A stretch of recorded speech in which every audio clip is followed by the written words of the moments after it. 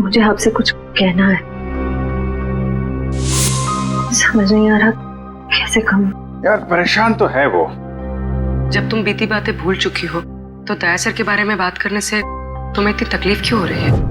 मैंने तुम दोनों को ये बताने के लिए बुलाया कि मेरे और सिद्धार्थ की सगाई की डेट फिक्स हो गई है। तुम ये शादी किसी दबाव में तो नहीं कर रही हो ना? क्या डेट फिक्स हुई है एंगेजमेंट की? 28 सितंबर। श्रेया ने जो फैसला लिया है उसके पीछे कोई तो वजह है, पर क्या वजह हो सकती है?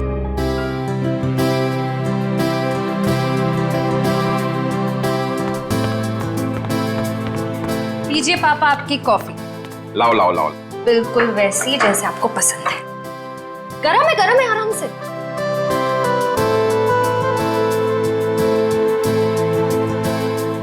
वाओ, मेरी बेटी जैसी कॉफी इस दुनिया में कोई नहीं बना सकता। वो तो है, लेकिन एक जमाने में मैं भी बहुत टेस्टी कॉफी बनाया करती थी।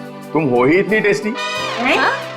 मेरा मतलब है तुम आज भी उतनी टेस्टी कॉफी बनाती हो।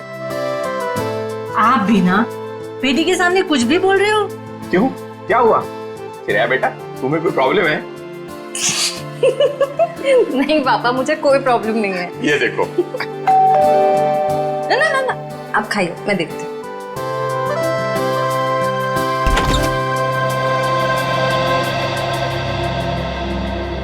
सिद्धार्थ, क्या हुआ, चौक गई मुझे देखकर? सिद्धार्थ बेटा आओ, अंदर आओ। बैठो, मैं तुम्हारे लिए अरे कॉफी। नहीं श्रेया, मैं थोड़ा जल्दी में हूँ। मैं ये एंगेजमेंट कार्ड दिखाने आया था।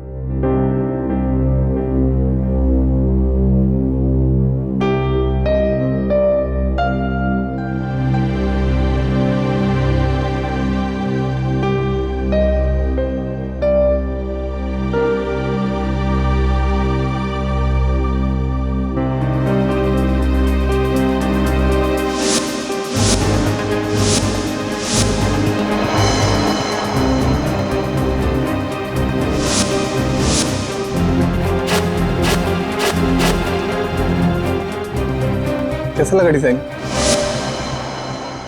कार्ड पसंद नहीं आया? कोई बात नहीं, दूसरा बनवा लेंगे। नहीं, कार्ड अच्छा है।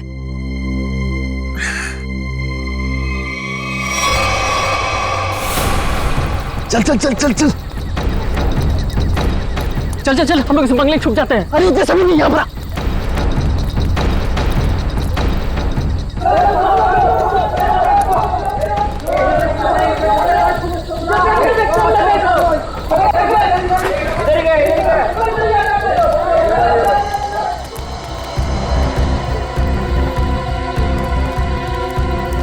चल चल निकलते हैं यहाँ से। अरे रुक रुक रुक, हम लोग सारा सोना यहीं पे गाड़ देते हैं जमीन में।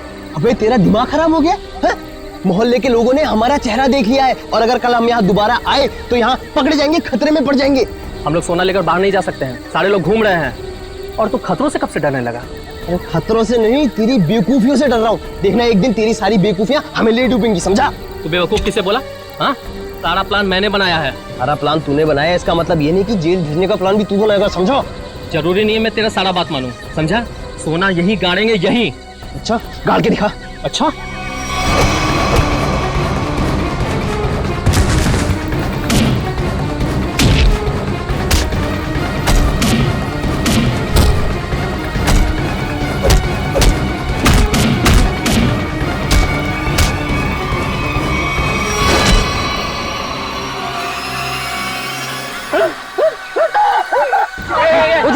उधर से आवाज आई। चल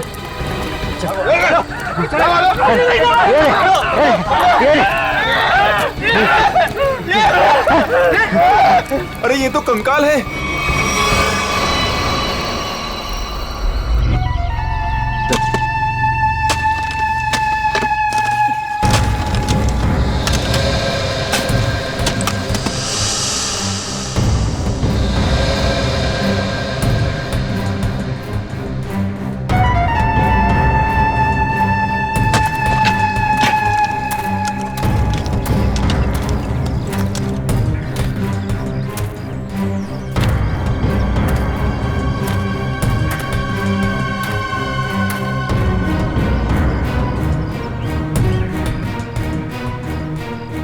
कैसा दिमाग होता है इन मुजरिमों का। खून करके मन नहीं भरा तो डिजाइन बना दी हड्डियों की। सचिन, तुम दोनों एक काम करो, घर के अंदर से अच्छी तरह से तलाशी ले, देखो कुछ ना कुछ मिलता है क्या। हा? बॉस ये देखो, उस सिर पे रहने ये डिजाइन हाथ और पैर की हड्डियों से बना है। ये देखो, ये पैर की हड्डी और ये हाथ की हड्डी। तो टांगों की हड्डियां अलग अलग लोगों की हैं? हाँ तारिका, अलग अलग इंसानों की है। बस मुझे लगता है कम से कम 2 लोगों का तो खून हुआ है यहाँ पर। सर। हाँ विक्रम। सर ये बाकी की हड्डियां मिल गई है, इन्हें यहाँ पे दफना के रखा गया था। एक एक हड्डी संभाल के उठाओ, हैं? एक एक हड्डी। ये देखो, जरा देखो, घर के अंदर कहीं खून के निशान मिलते हैं क्या?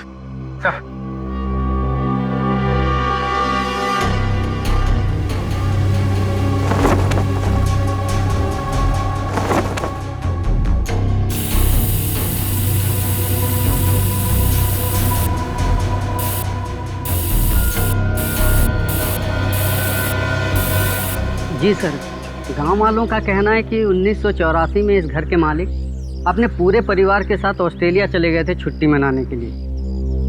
कुछ दिनों बाद उनकी मौत की खबर आई वहां से। पूरी फैमिली समुंदर में डूब गई। अच्छा एक बात बताइए, ये इनकी मौत के बाद कोई घर का ख्याल व्याल रखने नहीं आया था? नहीं सर, दोस्तों और रिश्तेदारों को लगता था कि इस घर में कुछ आत्माएं। आत्मा? अच्छा, आप लोगों ने यहाँ पे आत्मा देखी है क्या? जी सर, कुछ परछाइयाँ दिखती रहती हैं अक्सर। हाँ, और कुछ ऐसी भयानक सी आवाजें भी आती है सर। हाँ? कैसी भयानक सी आवाजें? सर, कभी किसी के चीखने की आवाज, कभी किसी के रोने की आवाज आती है।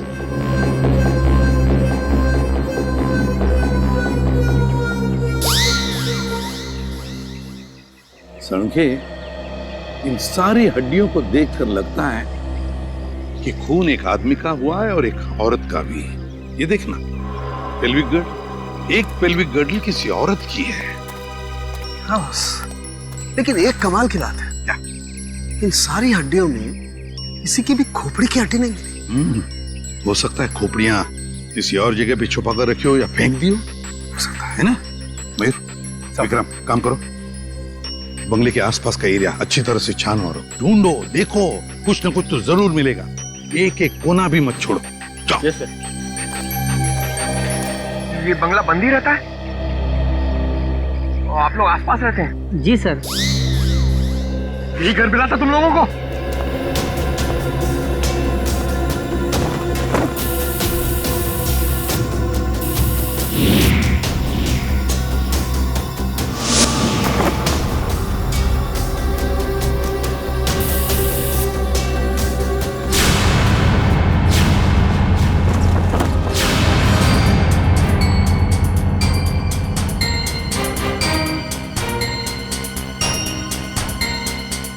सूखा हुआ खून।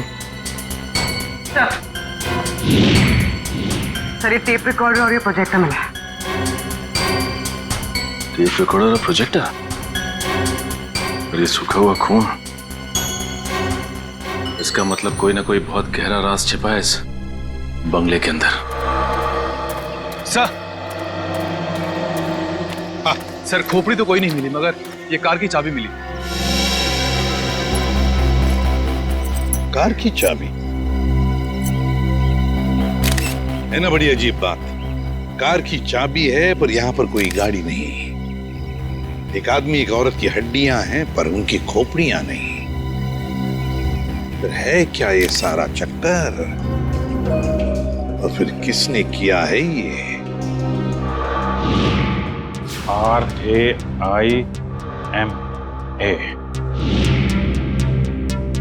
हड्डियों से रायमा लिखा है सर। रायमा लगता है किसी लड़की का नाम है ये। सर, कहीं ये उसी लड़की का नाम तो नहीं जिसका हमें कंकाल मिला है? हो सकता है। अगर वो 2 चोर लुटेरे वहाँ बंगले में छुपने के लिए नहीं जाते तो हमें कहीं पता ही नहीं चलता कि वहाँ 2 मुर्दे खड़े हुए हैं। और ये भी पता नहीं चलता कि वहाँ पे एक आत्मा है। न जाने कितने साल पहले ये जुर्म हुआ है। और ताज्जुब की बात यह है सर कि खूनी ने लाशों को गाड़ा नहीं, बल्कि उनकी हड्डियों से ये डिजाइन बनाया। आई मीन ये नाम लिखा रायमा। यहाँ पर से हमें कुछ चीजें भी मिली है ना, वो टेप रिकॉर्डर, प्रोजेक्टर और कपड़े। इन तीनों चीजों से हमें खूनी के बारे में बहुत कुछ पता चल सकता है। ज्यादा देर खुला नहीं घूमेगा ये खूनी। सर हमने उन सब चीजों को रिपेयर के लिए भेज दिया है। बहुत जल्द पता चल जाएगा कि हमारा शक सही था या गलत। और वो गाड़ी की चाबी जो हमें मिली थी, कीजो कार की चाबी। कीजो, अच्छा। तो फिर कीजो कार कंपनी से हमें पता चल सकता है। क्या आप हमें बता सकते हैं ये चाबी किस गाड़ी की है और ये गाड़ी आपसे खरीदी किसने? बिल्कुल बता सकते हैं। सबके इग्निशन पॉइंट में डालकर देखेंगे, फौरन पता चल जाएगा। आइए सर। एक मिनट, उससे पहले आप ग्लव्स पहन लीजिए। Thank you.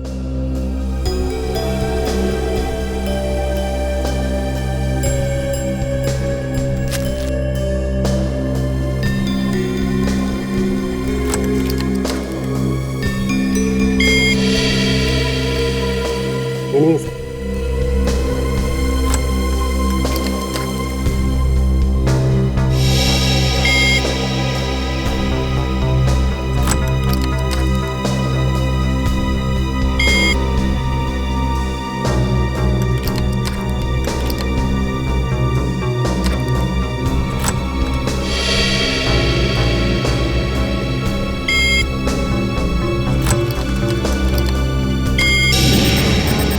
ये देखिए सर, मैच कर गई सर। ये 2009 की कीजो एफएक्स मॉडल है और हमने इसे मरवाना बंद कर दिया है। कीजो एफएक्स 2009 मॉडल। आपके किसी कस्टमर ने कोई रिक्वेस्ट की थी ऐसी चाबी की डुप्लीकेट चाबी बनवाने की? ये पता करने में तो बहुत वक्त लग जाएगा। तो ठीक है, आप पता कीजिए। तब तक हम ये पता करते हैं कि 2009 के कीजो एफएक्स मॉडल की कितनी गाड़ियां चोरी हुई थी। मिलिंद जी। जी सर। कुछ हो रहा है कि नहीं? सर मैं कोशिश तो कर रहा हूं सर।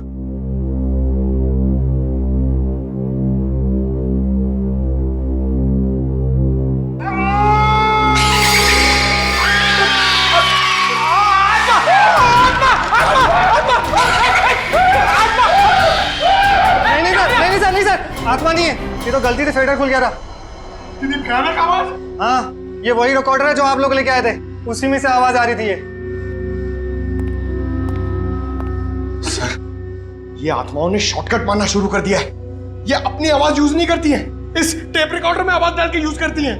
पंकज, ऐसा भी हो सकता है कि वहां पे कोई आत्मा हो ही ना, कोई इंसान ही ये सब खेल खेल रहा हो। मिलिंद जी। जी सर। आपको इस प्रोजेक्टर से क्या फुटेज मिला? हाँ सर, एक मिनट।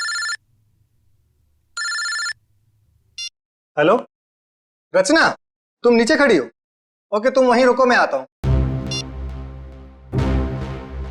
सर सॉरी सर, मुझे किसी काम की वजह से नीचे जाना पड़ रहा है। आप लोग ये रिमोट लीजिए ना, आप लोग फुटेज देखिए। पर सर जरा ध्यान से। ध्यान से क्यों? क्योंकि सर ये फुटेज कमजोर दिल वालों के लिए नहीं है।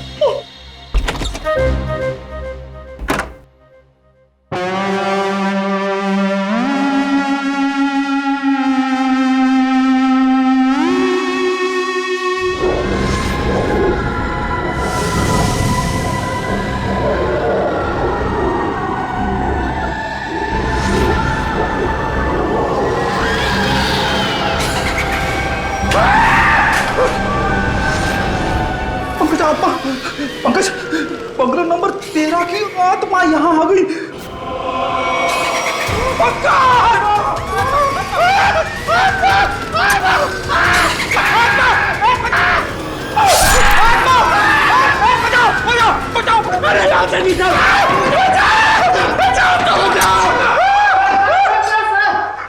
मैंने तो पहले कहा था सर, ये फुटेज कमजोर दिल वालों के लिए नहीं है। नहीं है। अरे आपको क्या इतनी सी फुटेज मिली थी? हाँ सर, अभी तो यही फुटेज मिली है। अरे ये क्या कम है, पता नहीं एसीपी साहब क्या कहेंगे ये फुटेज देखकर।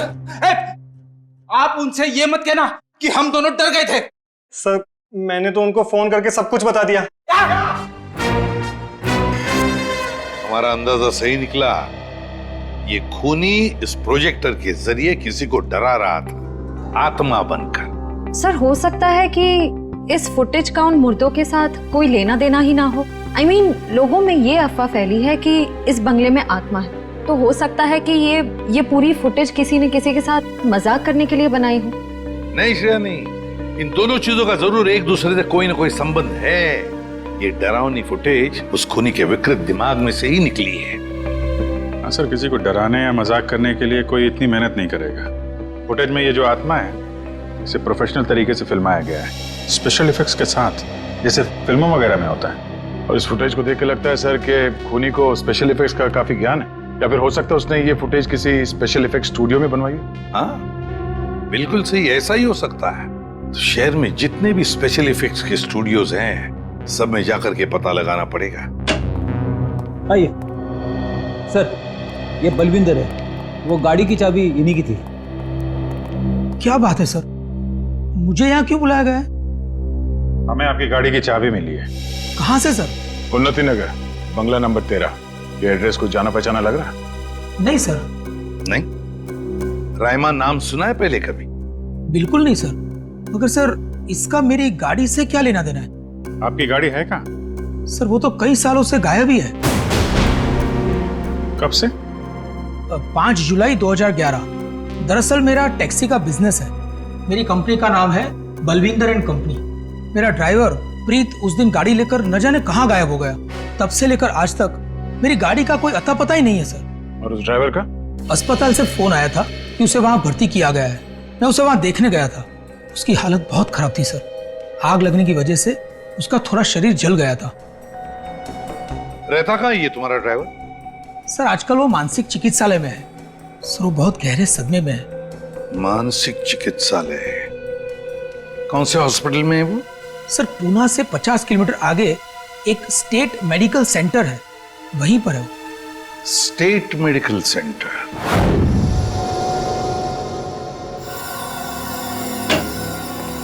हाँ तारिका जी, कुछ बात बनी? सर चेक कर रहे हैं ना, कुछ ना कुछ तो पता चल ही जाएगा।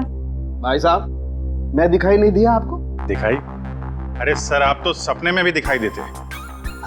हाँ सर, आज सुबह ही सपना देख रहा था। जैसे ही मैं फॉरेंसिक लैब में आता हूँ, आप इस केस के बारे में कुछ ऐसी बातें बताते हैं कि शाम तक खूनी पकड़ा गया। विजीत, तुमने सपना देखा? जी सर। और सपने में मुझे देखा? जी सर। ना, तुमने सपने में तारिका जी को देखा होगा। जी सर। नहीं सॉरी सर, क्या कह रहे हैं सर आप भी? तो बताइए डॉक्टर साहब, इन कंकालों ने अपनी आप बीती बताई? हाँ, थोड़ी बहुत बातें पता चली है। सबसे खास बात ये कि ये कंकाल वक्त के साथ कंकाल नहीं बने। खूनी ने इन्हें मारने के बाद तुरंत इन्हें कंकालों में बदल दिया है। मतलब खूनी ने इनकी खाल को एसिड से जला दिया है। माय गॉड, इतनी बेरहमी से मौत हुई इनकी। और ये जो कंकाल है ना, ये कंकाल एक आदमी का है। इसकी उम्र 30 से 35 साल है और इसकी लंबाई लगभग 6 फीट के आसपास। और ये जो हाथ पे उंगलियों में आपने निशान लगा रखा है, ये क्या है? हाँ, दरअसल इसकी उंगलियों में, इसकी कलाई पे मुझे बहुत कुछ टूट फूट दिखाई दी। मतलब ये आदमी अपने हाथों का बहुत ज्यादा इस्तेमाल करता हो। शायद ये किसी ऐसे प्रोफेशन में होगा जहाँ हाथों का काफी इस्तेमाल होता है, या तो कोई मजदूर या फिर कोई आर्टिस्ट। और ये दूसरा कंकाल लड़की का, उसे क्या पता चला? दया, इस लड़की की उम्र लगभग 30 साल। इसकी लंबाई 5 फीट 4-5 इंच है, बस इससे ज्यादा कुछ पता नहीं चल पाया। और ये जो ड्रेस पे खून लगा है, इसका क्या? टेस्ट करने से पता चला कि ये खून नहीं है, लमाइन रेड नाम का केमिकल है ये, जिसका इस्तेमाल ज्यादातर फिल्म्स, टीवी सीरियल्स और नाटकों में किया जाता है, नकली खून दिखाने के लिए। तो इसका मतलब किसी ने पूरी तैयारी कर रखी थी ये बंगला नंबर 13 में किसी को डराने की। पकड़ा जाएगा, वो खूनी भी और वो डराने वाला भी, अगर दोनों अलग अलग है तो। डॉक्टर साहब, कितना टाइम लगेगा ये पता करने के लिए कि कंकाल कितना पुराना है? थोड़ा वक्त लगेगा दया, तुम तो जानते हो कार्बन डेटिंग में थोड़ा वक्त लगता है।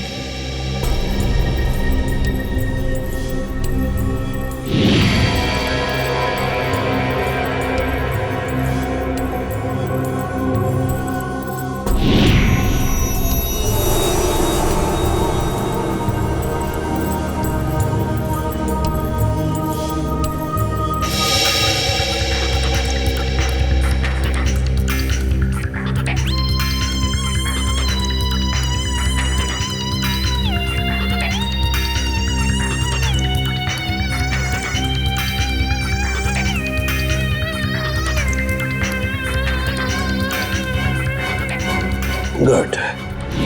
अब गणित शुरू हो गई है। अब पता लग जाएगा दरअसल इन लोगों की मौत कब हुई थी। सर मुझे लगता है इन दोनों को एक साथ ही मारा होगा।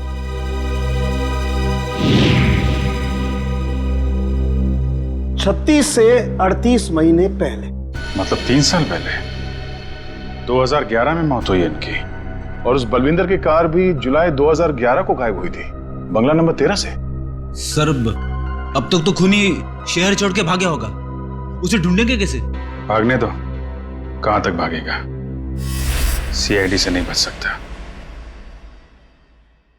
Excuse me. जी सीआईडी से।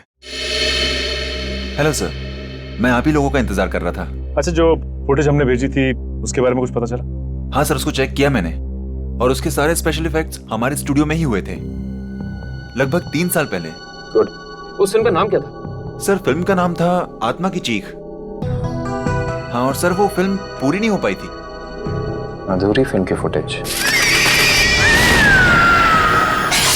सर वो फिल्म तो अधूरी थी ही, साथ में हमें हमारा पूरा पैसा भी नहीं मिला। कौन से बैनर की फिल्म थी ये? प्रोडक्शन हाउस का नाम क्या था? सर वो नए लोग थे और उस प्रोडक्शन हाउस का नाम था, 1 मिनट, हाँ सर उसका नाम था magic media works. Magic media works. अब तो यही लोग बताएंगे कि इस आत्मा की चीख को लोग सुन के नहीं पाए।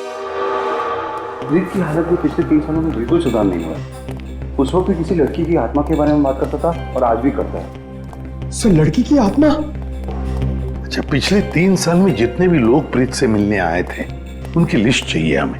हाँ, हैरानी की बात यही है सर, पिछले 3 सालों में इससे कोई भी मिलने नहीं आया सिवाय मिस्टर बलविंदर के, जो इनके इलाज का खर्चा उठा रहे हैं। बलविंदर? जी सर। ओके।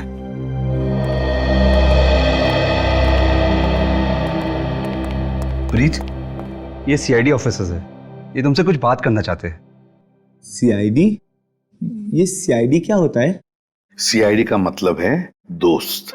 और प्रीत, दोस्त किसे कहते हैं? जो अपना सुख दुख दूसरे दोस्त के साथ बांटता है ना? और हम सब तुम्हारे दोस्त हैं, तो अब तुम हमसे तुम्हारे सुख दुख बांटोगे ना? ठीक है दोस्त। देखो प्रीत, अब मैं तुमसे कुछ कहूंगा, कुछ पूछूंगा, इन सब चीजों का बड़े शांत दिमाग से मुझे जवाब देना। याद करो, जुलाई महीना 2011, तुम उस रात बंगला नंबर 13 में गए थे 2 लोगों को लेकर। हाँ, 2011 बंगला नंबर 13। बंगला नंबर 13, क्या हुआ था वहां पर? तुम लोग मेरे दोस्त नहीं हो, तुम लोग मेरे दोस्त नहीं हो। राइमा ने भेजा है ना तुम लोग को मुझे मारने के लिए। राइमा ने भेजा है ना?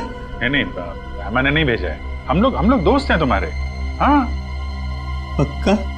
बिल्कुल पक्का, राइमा ने नहीं भेजा है हमें। अब बताओ क्या हुआ था उस रात उस बंगले में, है? बंगला नंबर 13। एक आदमी और औरत ने पैसे दिए थे मुझे उन्हें वहां ले जाने के लिए। ये क्या? राइमा चीख रही है, राइमा चीख रही है, मुझे मार देगी, मुझसे बदला लेना चाहती है। राइमा तुम्हारे पीछे है। ये बात करने की स्थिति में नहीं है अभी। आई एम सॉरी डॉक्टर साहब, 2 मिनट और। सॉरी, मैं आपके केस के लिए मैं अपने पेशेंट की जान खतरे में नहीं डाल सकता। Please cooperate. ठीक है। मुझे मार देगी, मुझसे बदला लेना चाहती है। अभिजीत, एक बात तो पक्की है कि उस रात प्रीत बंगला नंबर 13 में एक आदमी और एक औरत को लेकर गया था, और हमें जो कंकाल मिले हो शायद उसी आदमी और उस औरत के हो। हाँ सर, ये आत्मा वाला ड्रामा करके उनको डराया, मार डाला, फिर सर अलग कर दिया ताकि पहचान ना हो सके। सर, ये प्रीत बार बार राइमा आ रही है ऐसा क्यों बोल रहा है? कहीं राइमा जिंदा तो नहीं? इस बात का तो पता लगाना ही पड़ेगा कि प्रीत की बातों में कितनी सच्चाई है और कितना भ्रम। लेकिन एक बात तो पक्की है, इस राइमा का इस केस के साथ कोई ना कोई संबंध जरूर है। इस राइमा की कुंडली निकालो। राइमा।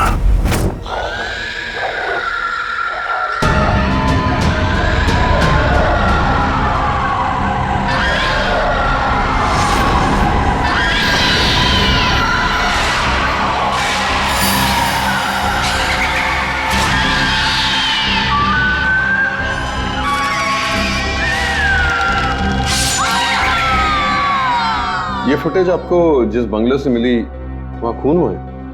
जी हाँ, दो खून। वैसे ये फिल्म की फुटेज आपकी है ना? जी हाँ, क्या बताऊं सर, बड़ी ही मनहूस फिल्म थी। 10 सीन ही शूट किए थे, फिर फिल्म बंद हो गई। और बंद होने के बाद इस फिल्म के सारे राइट्स मैजिक मीडिया बॉक्स के पास आ गए, if I am not wrong, है ना मिस्टर आलोक? अब इस तरह के फुटेज तो हमारे पास काफी पड़े रहते हैं। अब पता नहीं ये फुटेज उसके हाथ कैसे लग गए। मतलब आप भी मानते हैं कि ये फुटेज गलत हाथों में लग गए, जिसका उसने गलत फायदा उठाया और दो खून किए? शायद कोई बाहर वाला होगा। लेकिन आपको ऐसा नहीं लगता कि कोई अंदर वाला भी हो सकता है? क्योंकि ऐसा काम करने के लिए अंदर वाले के लिए कोई आसानी ज्यादा होती है। वैसे इस फिल्म पे आप लोग क्या क्या काम कर रहे थे? सुनील राइटर था, आलोक डायरेक्टर और मृणाल कॉस्ट्यूम डिजाइनर। और आप प्रोड्यूसर, राइट? जी। आप में से कोई राइमा को जानता है? राइमा हमारे फिल्म की हीरोइन थी। सर, आप कैसे जानते हैं राइमा के बारे में? आप एक काम कीजिए मिस्टर आलोक, आप अपनी फिल्म की हीरोइन राइमा को यहाँ बुला लीजिए। वो एक्चुअली कई साल पहले राइमा एक हादसे में आग में जलकर मर गई। मर गई? अच्छा, राइमा की कोई तस्वीर या फोटो? मृणाल, फोटो ले आओ। जी सर। एक मिनट, अभी आपने कहा कि वो जल के मर गई, लेकिन कैसे? ज्यादा कुछ तो पता नहीं है, क्योंकि उसके और हमारे बीच तनाव हो गया था। और वो क्यों? वो एक्चुअली हम राइमा को अपनी फिल्म में हीरोइन लेना चाह रहे थे, पर बाद में हमने अपना इरादा बदल लिया और स्मृति को हीरोइन ले लिया और राइमा हो गई साइड एक्ट्रेस। तुम मेरी जगह ये छिपकली को हीरोइन बनाना चाहते हो? तुम्हारा दिमाग खराब हो गया है? राइमा, तमीज से बात करो। मैंने तुमसे कहा ना, अगली फिल्म में तुम्हें हीरोइन बनाऊंगा। इस फिल्म के किरदार के लिए तुमसे बेहतर स्मृति। अच्छा, तो ये बात पहले क्यों नहीं सोची जब मुझे फाइनल किया था? ये फिल्म इंडस्ट्री है राइमा, यहाँ किसकी किस्मत कब यू टर्न मार जाए कोई नहीं कह सकता। ये फिल्म मेरी किस्मत में थी, मुझे मिल गई। इंतजार करो, सिर्फ इंतजार। एक दिन तुम्हारी जिंदगी ऐसी दिशा में चली जाएगी जिसका अंत गहरी खाई में होगा, समझे तुम?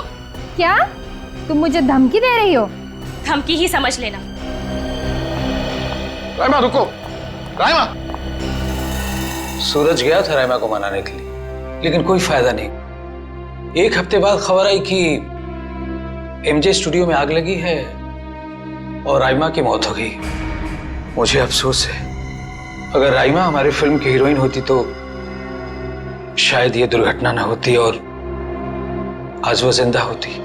आलोक जी, आप एक काम कीजिए, आप अपनी फिल्म की नई हीरोइन स्मृति उनको यहाँ बुलाइए जरा। मैंने उसे कॉल किया था, उसका फोन लगा नहीं, और आर्ट डायरेक्टर विराज का भी वो फोन डेट बता रहा था। विराज और स्मृति से मिलना पड़ेगा। सर, ये रहे फोटो। ये है राइमा। राइमा ने स्मृति को धमकी दी, उसके बाद राइमा खुद मारी गई। तो फिर ये खून कर कौन रहा है? इसका जवाब तो अब विराज और स्मृति से मिलकर ही पता चलेगा। मैंने पता किया, ये विराज और स्मृति इस ब्लू रोज प्रोडक्शन हाउस में काम कर चुके हैं। गुड निकल, इससे पूछते हैं। अरे सुनिए भाई साहब जी, ये विराज शंकर है, आर्ट डायरेक्टर है, काफी टीवी में और फिल्मों में सेट लगाए हैं इन्होंने। इन्हें पहचानते हैं आप? नहीं सर, मुझे नहीं मालूम। जी, आगे पूछते हैं। एक्सक्यूज मी, हम लोग सीआईडी से। जी। आप विराज शंकर को जानते हैं? विराज शंकर? हाँ सर, मैं जानता हूँ। वो बेचारे बहुत कर्जे में थे, पर फिर पता नहीं क्या हुआ उनका। उनका कोई एड्रेस, कोई पता? सर, इस बारे में कुछ ज्यादा तो पता नहीं है, लेकिन उनको ऑफिस कहीं अंधेरी में है। अच्छा, ये फोटो को ध्यान से देखिए। स्मृति ये फिल्मों में काम करती है, पहचानते हैं आप इन्हें? जी हाँ, इनकी बंद फिल्म के बाद इनको कोई प्रोड्यूसर फिर से रिलॉन्च करना चाहते थे, लेकिन सर ये पता नहीं क्यों बदकिस्मती से ये 2011 में अमेरिका चली गई और उसके बाद फिर लौट के आए हैं। ये स्मृति का कोई अता पता जहाँ हम उनसे मिल सकते हैं? हमें तो नहीं पता, पर उस एजेंसी पर उसका पुराना एड्रेस होगा जहाँ पर उन्होंने चमकार वॉशिंग पाउडर का विज्ञापन किया था। ठीक, थैंक यू। ज्यादा एजेंसी से स्मृति के घर का पता निकलवाते हैं।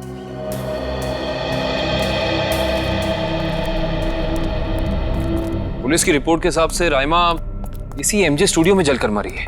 पता नहीं काबिल, लेकिन ये बात इतनी सीधी है नहीं जितनी की लग रही है। जैसा कि फाइल में लिखा हुआ है कि स्टूडियो में आग लगी रात के 2 बजे। ये राइमा स्टूडियो में 2 बजे करने क्या आई होगी, जबकि यहाँ शूटिंग भी नहीं चल रही थी। सही कह रहे हो सच, लेकिन एक बात है जो मेरे दिमाग से निकल नहीं रही है, वो ये कि यहाँ रात 2 बजे आग लगी तो सुबह 5 बजे तक किसी को पता क्यों नहीं चला? और रिपोर्ट के हिसाब से यहाँ आग 5 बजे लगी। जिन पुलिस वालों ने इस केस की तहकीकात की थी उन्होंने जरूर कुछ गड़बड़ की है, तभी तो केस के 2 महीने के बाद उनका ट्रांसफर यानी कि तबादला हो गया था। हो सकता निखिल, लेकिन उससे ज्यादा अहम बात यह है कि रिपोर्ट के हिसाब से यहाँ राइमा की एक हड्डी तक नहीं मिली। मतलब आग इतनी भयंकर थी। लेकिन स्टूडियो को देख के ऐसा लगता नहीं कि आग इतनी भयानक होगी कि चलने वाले का नामो निशान राख हो जाएगा। उससे भी अहम बात यह है कि ये स्टूडियो इस्तेमाल में नहीं था, यहाँ पे कोई शूटिंग नहीं चल रही थी। फिर राइमा यहाँ पे आई क्यों? इसका पता तो तभी चलेगा जब हम इस स्टूडियो को अच्छी तरह से छान मारेंगे। देखते हैं क्या मिलता है।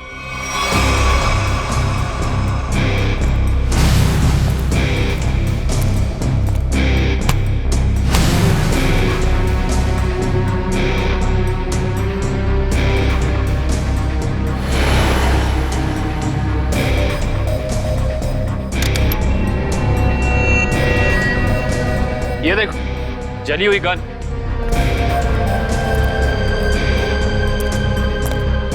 हाँ, ये तो पूरी पिघल चुकी है। पुलिस वालों ने लगता है अपना काम ठीक से किया नहीं, देखा नहीं से पहले। भी हो सकता है कि राइमा ये गन किसी को मारने के मकसद से लाई हो, या फिर हो सकता है कि कोई राइमा को मारने के लिए लाया हो। ये भी पॉसिबिलिटी है। जरूर कुछ है यहाँ, देखते हैं और क्या मिलता है।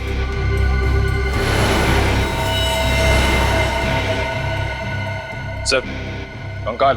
1 मिनट, निखिल जरा संभाल संभाल। करण, शीट ला।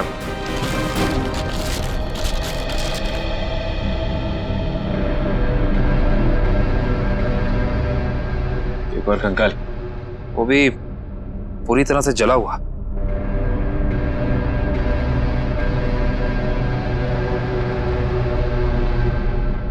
बॉस, इसकी पेल्विक गर्डल से पता लगता है कि ये कंकाल किसी लड़की का है। सर, कहीं ये कंकाल राइमा का तो नहीं है?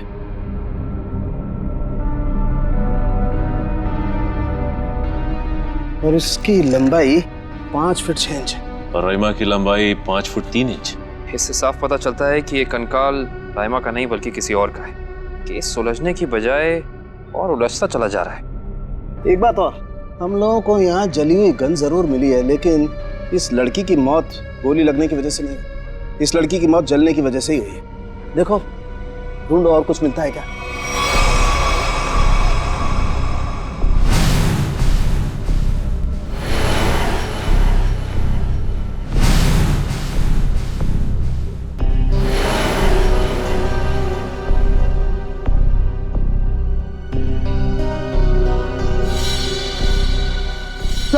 सर ये देखिए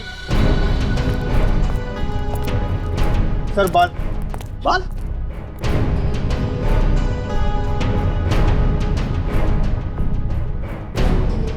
ओह सर, ये तो किसी लड़की का बाल लगता है, या तो मरने वाली का या फिर राइमा का। ये किसका बाल है ये तो डीएनए के बाद ही पता चलेगा। सर, ये अरुण है, विराज जी के वर्कशॉप के इंचार्ज। जी, आपको कुछ बनवाना था? जी हाँ, हथकड़ी बनवानी है। हथकड़ी? मैं कुछ समझा नहीं। हाँ, अपनी बनाई हुई हथकड़ी खुद अपने हाथों में पहनेंगे तो थोड़ा दुख कम होगा। अब समझ में आया, इतने सालों के बाद ख्याल आया आपको कर्ज के रूप में होगा। कर्ज के रूप में? हाँ, इसीलिए तो आप उन्हें ढूंढ रहे हैं, क्योंकि वो लोगों से लिया हुआ कर्ज वापस नहीं कर पाए। नहीं मैडम, हमारा यहाँ आने का मकसद कुछ और है। विराज को बुलाई, कहाँ है वो? ये तो कोई भी नहीं जानता। कर्जदारों से परेशान होकर आज से 3 साल पहले जुलाई 2011 में ना जाने कहाँ गायब हो गए। जुलाई 2011? सर, 5 जुलाई 2011। सर, मुझे लगता है कि इस विराज के भागने की वजह कर्जा नहीं कुछ और है, जिसका कुछ ना कुछ संबंध उन कंकालों के साथ जरूर है। मुझे तो लगता है उनमें से एक कंकाल विराज का है। याद है सारुण के साहब ने कहा था, आदमी वाला कंकाल किसी मजदूर या आर्टिस्ट का है जिसने जिंदगी भर अपने हाथों से बहुत काम लिया है। और हो सकता है सर शायद वो दूसरा कंकाल स्मृति का हो। ये विराज के परिवार वाले कहाँ रहते हैं? सर जहां तक मुझे पता है उनके परिवार में कोई और है ही नहीं। विराज अकेले ही थे? जी सर। चीज मिल जाती डीएनए सैंपल के लिए तो कंकाल वाला राज खुल जाता। ये सारी पेंटिंग उन्हीं की है ना? जी सर। देखो जरा।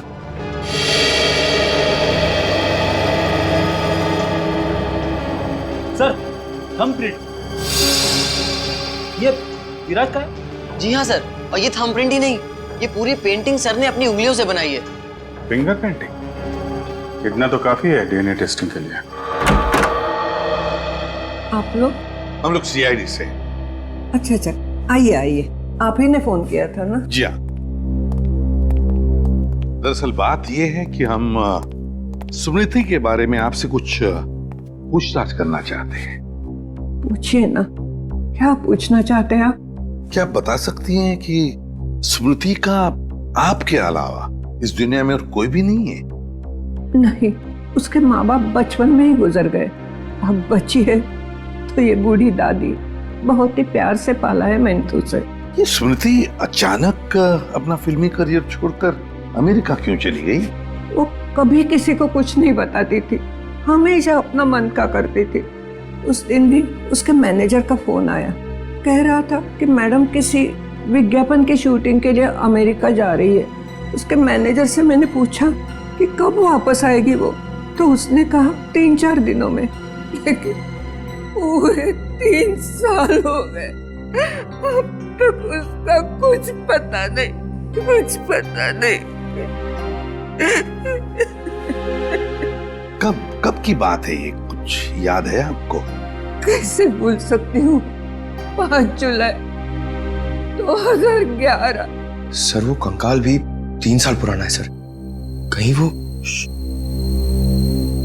सर कम से कम इतना तो पता कर दो, मेरी बच्ची के साथ हुआ क्या? नहीं वो इस दुनिया में है भी या नहीं? जब तक इस राज का बोझ मेरे दिल पर रहेगा, मैं इतना चैन से जी पाऊंगी न मर पाऊंगी। देखिए, मैं आपसे वादा करता हूं कि सच क्या है इसका हम पता लगा लेंगे। प्लीज आप अपना ख्याल रखिए, ठीक है?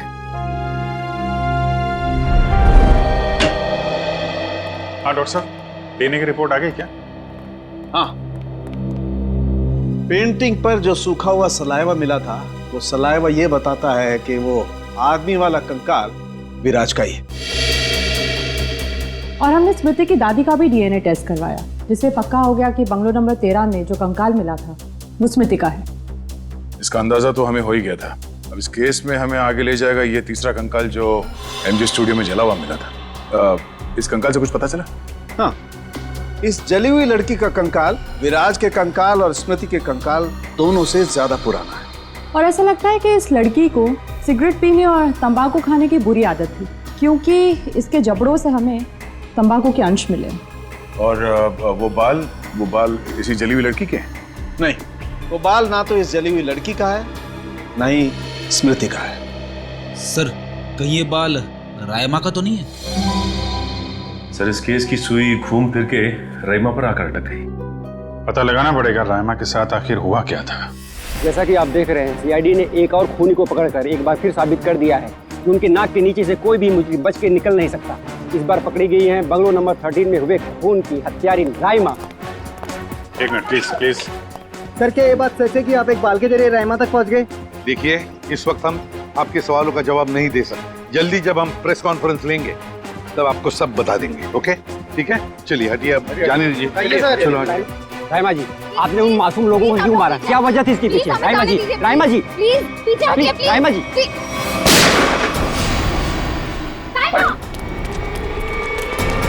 पकड़ो उसे। अब खूनी पकड़ेगा इसे।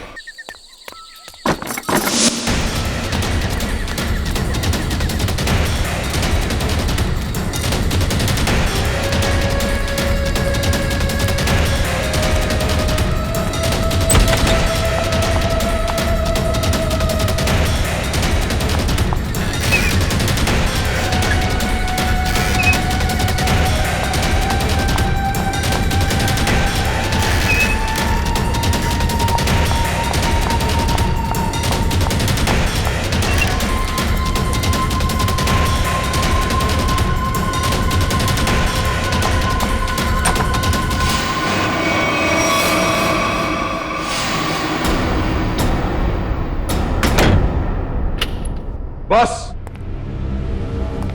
बहुत हो गया, अब कुछ नहीं हो सकता। बाहर आ जाओ। ये कहानी इसी घर से शुरू हुई थी और खत्म भी इसी घर में होगी, आज ही।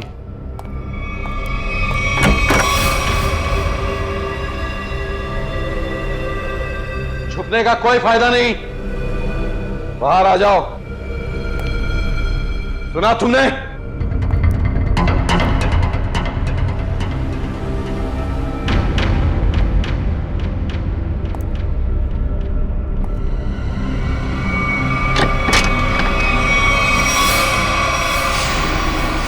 बहुत हो गया नकली रायमा बनने का नाटक। पर come on, move.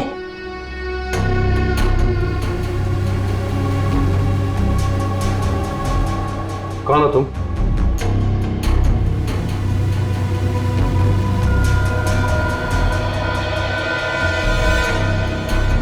CID officer पूर्वी। सीआईडी?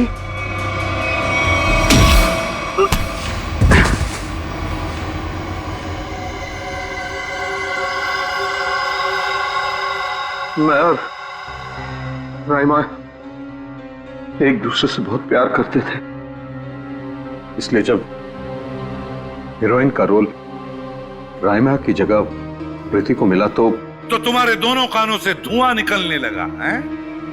हाँ, हम स्मृति को सबक सिखाना चाहते थे, इसलिए हमने उसके अतीत के बारे में रिसर्च शुरू की। राइमा को पता चला कि एक्ट्रेस बनने से पहले स्मृति ड्रग्स के कारोबार से जुड़ी थी। इसलिए रायमा ने स्मृति को ब्लैकमेल करना शुरू कर दिया। क्यों? स्मृति को लगा कि उसका करियर खत्म होने वाला है, उसके रीलॉन्चिंग के सपने पर पानी फिर जाएगा, इसलिए उसने और उसके बॉयफ्रेंड विराज ने एक किलर को रायमा की सुपारी दी। यह तो अच्छा हुआ कि उस किलर की गोली से रायमा नहीं मरी, बल्कि वो अपराधी खुद उस आग में जलकर मर गई।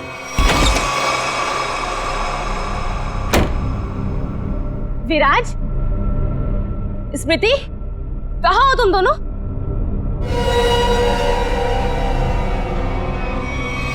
कौन हो तुम? जिया। जिया? कौन जिया? और ये दरवाजा क्यों बंद कर दिया? ताकि तुम्हें अकेले में तोहफा दे सकूं। हाँ? स्मृति और विराज को ब्लैकमेल करने का तोहफा। हाँ? क्या कर रही हो तुम? सुना है आग से जलकर मरने में बहुत दर्द होता है। आग? छोड़ो मुझे, प्लीज, गोली मत चलाना। मौत से बचकर कहाँ भाग रही हो? मौत से तो आज तक कोई नहीं बच पाया। छोड़ दो मुझे, प्लीज छोड़ दो मुझे, गोली मत चलाना, प्लीज छोड़ दो मुझे, छोड़ दो मुझे। कोई आखिरी ख्वाहिश?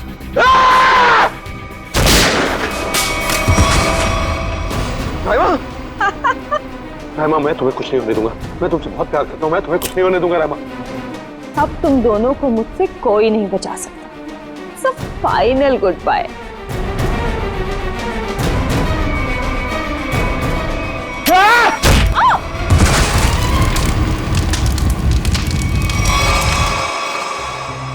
और रहीमा, उसका क्या हुआ? जिंदा लाश बन गई वो। तब मैंने ठान लिया, अब मेरी जिंदगी का सिर्फ एक ही मकसद होगा, स्मृति और विराज की बर्बादी। मैंने उन्हें यकीन दिला दिया कि रायमा जिंदा है, इसलिए वो लोग यहां आए, उस ड्राइवर को लेके जिसने एमजे स्टूडियो में आग लगाई थी। और फिर तुमने उन्हें डराना शुरू कर दिया, उनके दिमाग में यह भ्रम पैदा कर दिया कि यहां पर रायमा की आत्मा अभी भी है, जो उनसे बदला लेना चाहती है। हाँ, और फिर उन्हें मार डाला और उनका सिर काट के अपने साथ ले गए, ताकि अगर कभी उनकी लाश मिलती भी है तो उन्हें कोई पहचान ना सके। बेवकूफ हो तुम, बेवकूफ। अगर कानून की मदद लेते तो उन दोनों को वैसे ही सजा होती, मगर नहीं, तुमने कानून को अपने हाथों में लिया, उन दोनों को बेरहमी से मार डाला। और रायमा, उसका क्या? कभी सोचा तुमने? बेचारी की जिंदगी का फैसला तो अब कानून करेगा, लेकिन तुम्हारा फैसला तो हो ही गया, समझ लो। तुम्हें तो फांसी होगी, फांसी। Good morning. Hi. Good morning.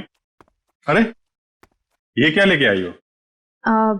Sir ये आप सबके लिए मिठाई है और मेरी एंगेजमेंट के इनविटेशन कार्ड्स हैं।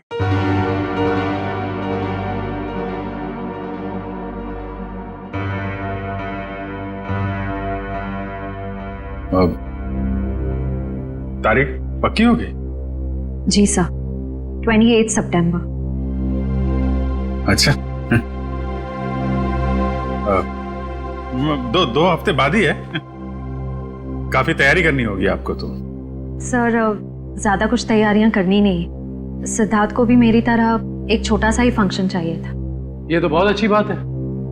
Congratulation Shreya. Thank you sir. चलो मुंह मीठा कराओ। हाँ श्योर।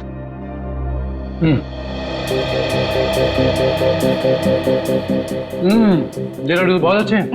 ओह सर, आप लोग भी लीजिए ना।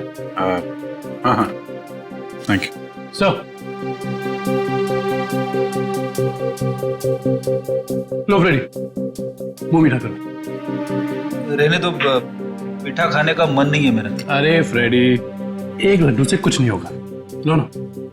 Sir please. ये हुई ना बात पूर्वी। तुम ही लो श्रेया। नहीं सर थैंक यू, लेकिन आप सबको जरूर आना है। ये भी कोई पूछने की बात है श्रेया? हम सब जरूर आएंगे, है ना सर?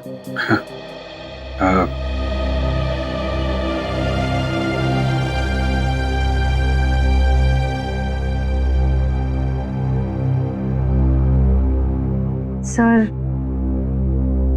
आप आएंगे ना?